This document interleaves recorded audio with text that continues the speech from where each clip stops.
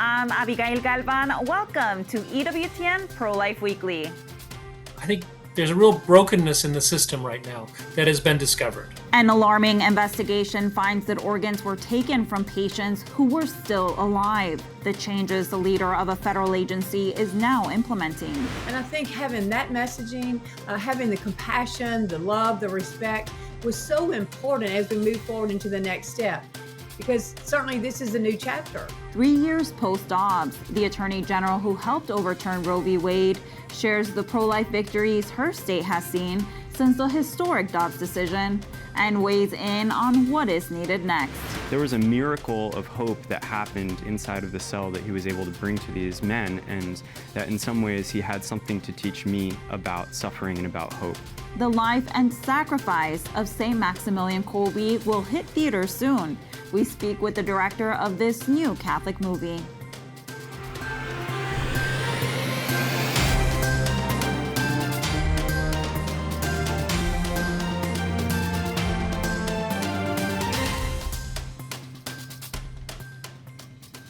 A systemic disregard for the sanctity of life. An alarming investigation finds that more than 24 patients may have been alive when the organ removal process began. That's according to a press release by the Department of Health and Human Services. The department discovered that hospitals allowed the organ procurement process to begin when patients still showed signs of life. HHS Secretary Robert F. Kennedy Jr. calls the findings, quote, horrifying. The investigation looked at 351 cases over a 3-month period, from December 2024 to February 2025. It found that some 30% of cases had concerning features, including 73 patients with neurological signs incompatible with the threshold needed for organ donation. And at least 28 patients may have still been alive when the organ removal process began. What needs to happen is to have a really strong determination of death before any kind of vital organ donation process is initiated. There's a lot of pressure to obtain as many organs as possible, and therefore there's a tendency to cut corners. There's also a tendency from the organizations that do the organ donations to have a kind of pressure to say, wow, in doubt, we're going to not go with the safe choice, but rather the organ choice. And so there's a real brokenness in the system right now that has been discovered. RFK has announced a major initiative to start reforming the organ transplant system, including mandatory neurological assessments every 12 hours for patients who might become organ donors, assessing if the patient has cleared any illicit psychoactive drugs from their system, allowing for any staff to stop the donation process if patient safety concerns arise, and reporting to regulators any time organ donation is paused due to safety concerns. On the international front, several countries in Western Europe have released updated abortion data, and unfortunately, it is not good news for the pro-life movement. In Ireland, nearly 11,000 abortions were performed in 2024, about an 8% increase from the previous year. England and Wales also saw a rise in the number of legal abortions. Their most recent reports only reflect data from 2021 and 2022. These countries saw an increase in the deadly procedure by more than 13%. One thing we know from a lot of research is that abortion rates are impacted by public policy. And tragically, Ireland legalized abortion in 2019, and it's kind of not surprising that since then, abortions have gone up by about 40% in Ireland. We know we legalized abortion, numbers go up. In England and Wales, they made chemical abortions a lot more accessible. During the COVID-19 pandemic, they allowed women to get these chemical abortion drugs without any in-person visits. So it's really not surprising that abortions went up by about 13% in 2022. You make chemical abortions easier to get. Again, abortion rates go up. This week, the Journal of the American Medical Association released a new study on telehealth abortion.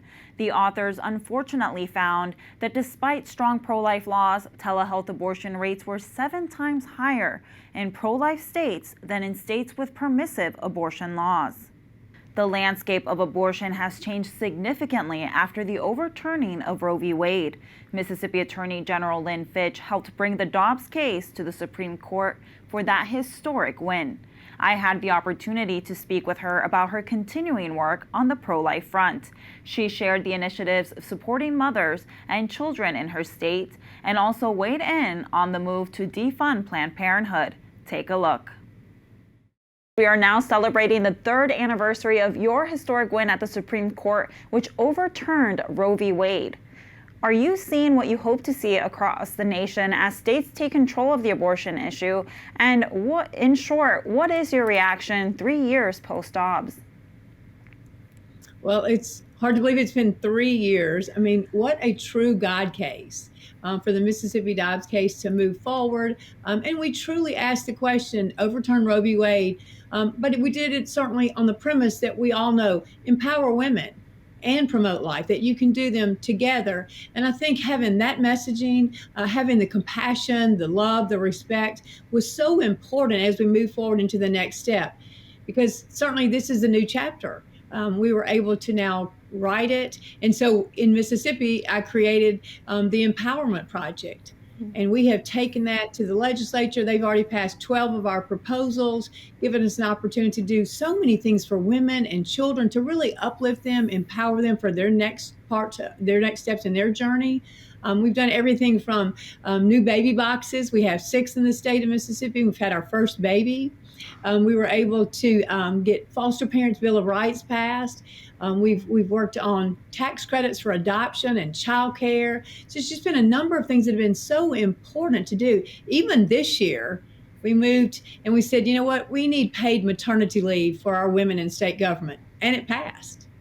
That's incredible. And would it be your recommendation to states to have these programs kind of on the wings waiting when they pass pro-life legislation?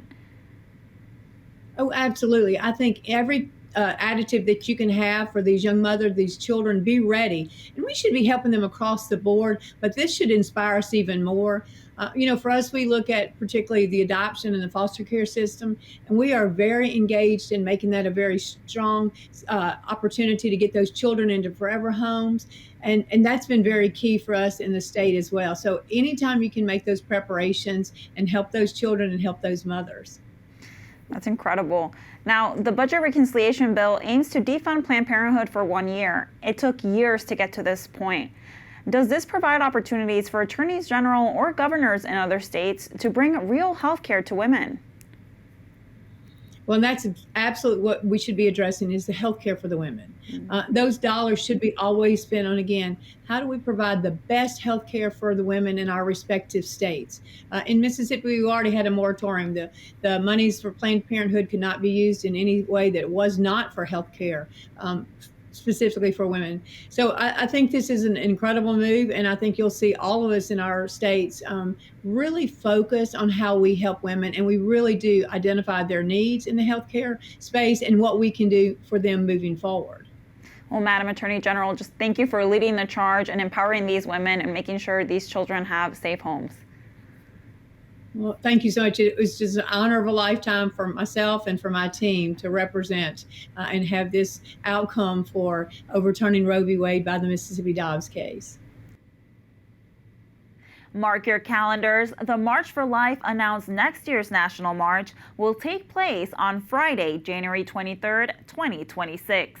The march brings tens of thousands to our nation's capital every year in the largest public witness to life in the nation.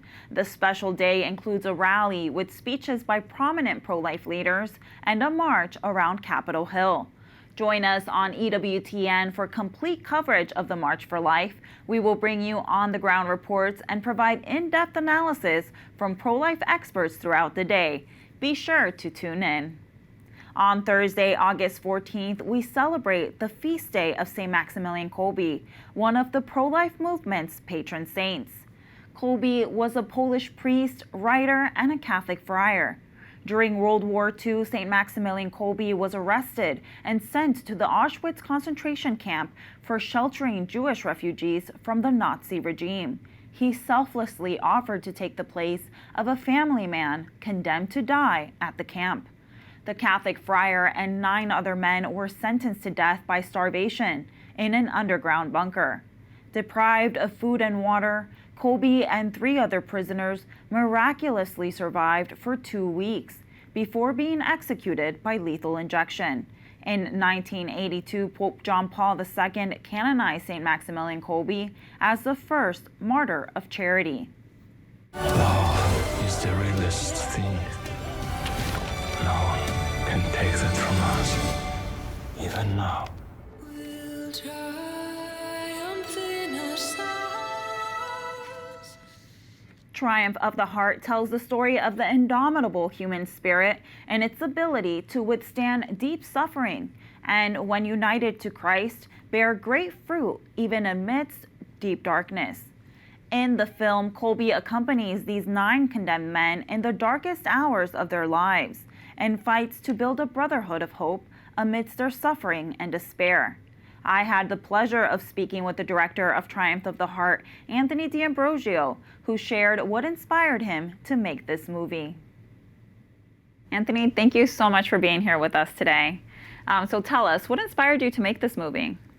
Well, it's a long question and a long answer to it, but I went through a time of great suffering in my life, and I had a crisis of faith, and in the midst of that crisis of faith, I was really asking a pretty pivotal question, which was, what is the point of living in the midst of suffering? Is there a reason to suffer? Is there a reason to live? And having grown up Catholic and having kind of lost my faith, I was really struggling with that, and I found a detail about Kolbe's story that really struck me. I had heard many times about his sacrifice. I'd known that he was somebody that had stayed alive for 14 days and was executed in the starvation bunker that, in many ways, the Germans lost because they couldn't kind of stop his or quench his indomitable spirit. But what I did not know was that he had brought 4 other men in that starvation bunker to the point of execution with him, that there was sort of this brotherhood that happened inside of that cell. And I knew immediately as I understood that detail that there was a miracle of hope that happened inside of the cell that he was able to bring to these men, and that in some ways he had something to teach me about suffering and about hope.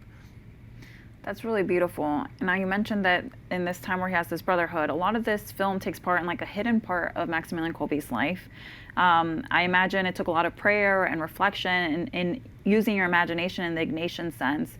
What message do you think Maximilian Kolbe has for people today? I think that we're living in the midst of a crisis of hope, and all of the butterfly effects that we see in terms of the culture of death, all of the trigger issues of the culture of abortion and of assisted suicide, all of these actually kind of stem from, I would say, a crisis of hope.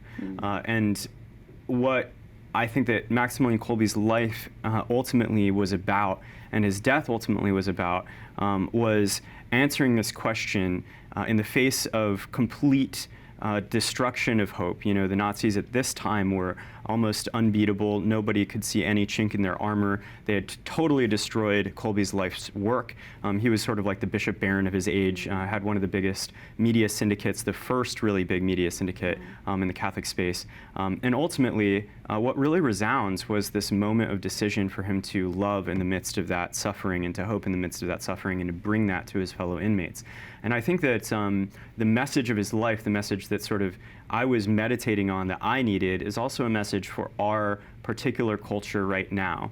I think there's no sort of question that JP2, as a Polish saint himself, was in his meditations very deeply moved by and influenced by this story of Maximilian Kolbe's life. A theology of the body, in many ways, sort of was meditated on right next to Kolbe's death. And so I think that right now, while we're trying to sort of bring forward the pro-life cause, we need stories of heroes that really show why life is valuable, even in these moments where it seems like totally meaningless. And that's really what the story is about and what the movie is kind of presenting.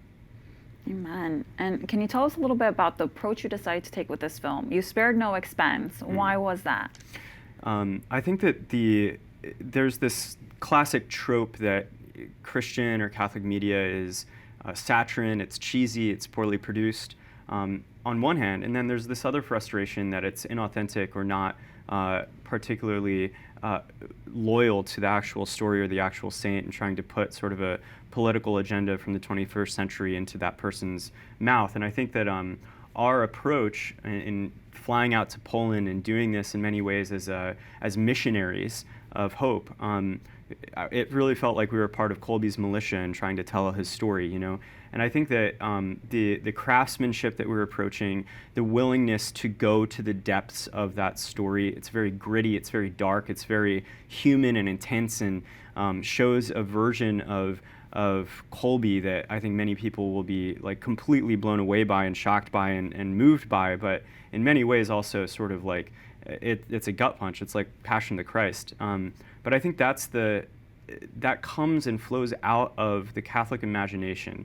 As Catholic artists, throughout history, we've been the ones that have been willing to present the cross, right? The crucifix, not just the empty cross, but the cross with Christ's suffering and his body on the cross, looking at that darkness and saying, here in this place, in this like most dark and difficult and ugly thing, the resurrection and the seed of divinity is buried. And I think that our approach to doing it with the finest level of craftsmanship, the finest level of willingness of courage, I guess, I think that really comes and stems from just being formed by the Catholic tradition of iconography and art and storytelling and wanting to do that justice.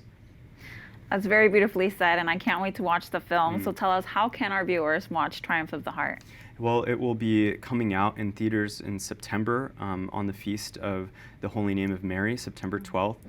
So go to your local theater, your local AMC or whatever. Just find us on Google and search for us, and you'll find screenings in your area. If you'd like to make sure that it comes to your city, you can buy out a theater or volunteer to host a screening. So you can find more about that on our website at triumphoftheheart.com. Wonderful. Thank you for being with us today, Anthony. Yeah, thank you so much for having me. From St. Kolbe to St. Augustine, the election of Pope Leo has sparked renewed interest in the Augustinian order. Who are the Augustinians? And their namesake, St. Augustine of Hippo. Reporter Julia Convery has more on their founder and his pro-life legacy. La vostra presenza oggi è per me. No one is exempted from striving to ensure respect for the dignity of every person, especially the most frail and vulnerable, from the unborn to the elderly. E ogni singola persona di questa terra. Pope Leo XIV's words to the diplomatic corps, defending life in the early days of his pontificate. An Augustinian friar turned pope, whose defense of life doesn't just come from leading the Catholic Church, but also has its roots in his Augustinian order. Augustinians follow the Rule of St. Augustine, a rule written by St. Augustine of Hippo, a bishop and doctor of the Church.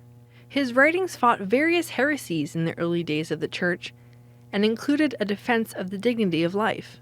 Augustine himself was opposed to abortion for a number of different reasons. The first, it was such an egregious violation of the dignity of the human person, of the most vulnerable, of the weakest, but also its devastating impact on marriage, on the unitive and procreative aspects of the marriage, of the fruits of marriage itself. And so from that standpoint, he stands as one of the great champions in the ancient world for the sanctity of life and the defense of life. What is lesser known about this father of the Church is that he also was a biological father, raising a son and eventually converting to Christianity with him. The Rule of St. Augustine also included an emphasis on serving the common good, devoting oneself to one's community with love. This rule has carried through the early stages of the Church to the present day, the most recent display of the Augustinian defense of life seen in Pope Leo XIV, who previously served as the Prior General of the Augustinians. His brother Augustinians are a registered nonprofit with the United Nations, running programs internationally that serve the underprivileged, a few run in the United States.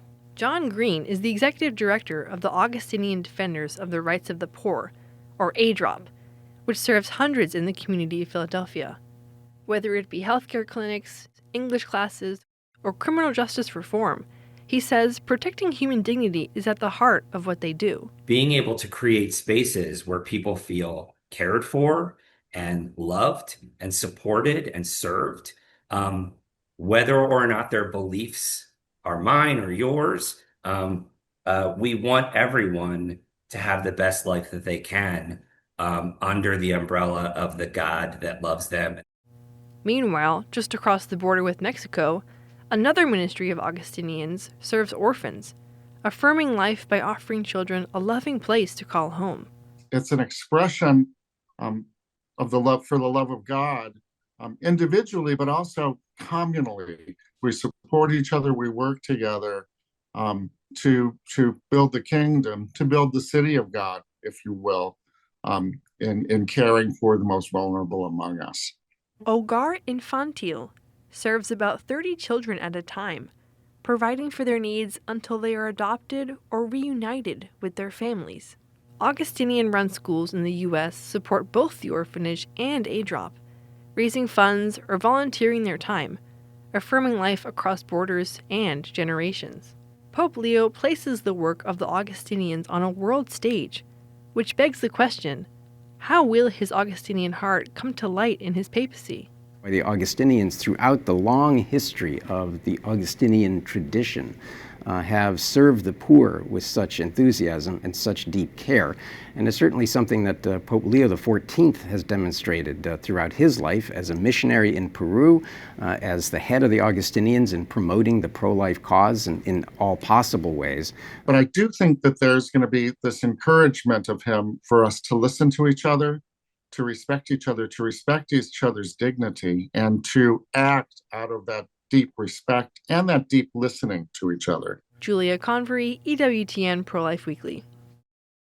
Coming up, celebrating the founding of the Eternal Word television network. We take a look back at how it all started and dive into the pro-life legacy of Mother Angelica. Stay tuned.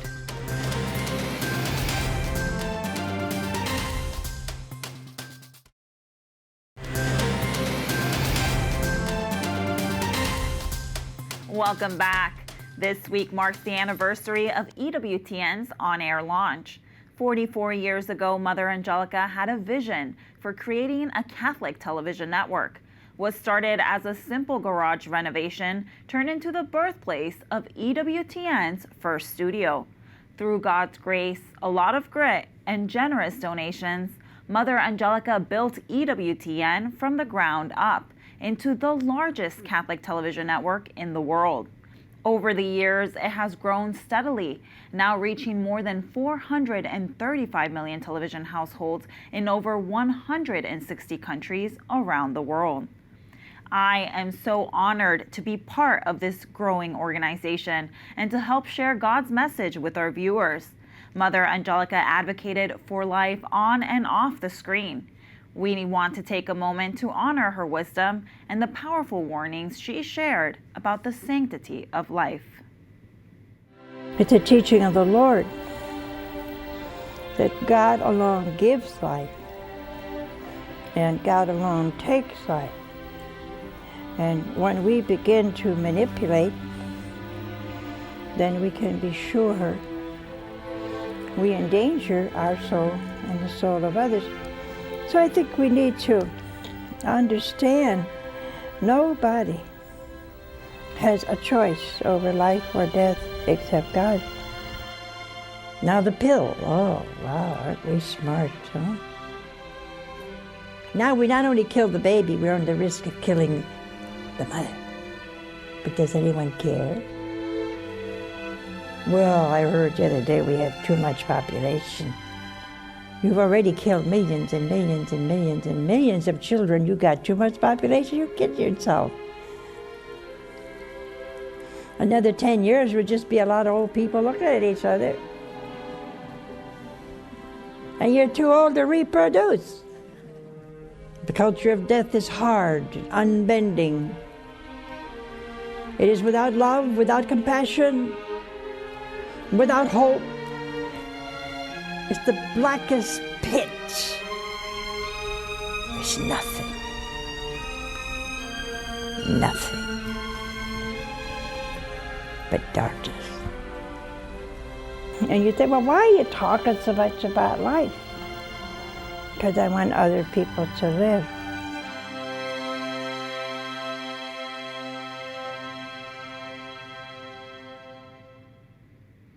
Thank you, Mother Angelica, for your lasting legacy. On Sunday, thousands of people in India took part in a March for Life. This is the 4th official year that a March for Life has been held. In the city of Bangalore, participants held signs supporting life and calling out the evils of euthanasia.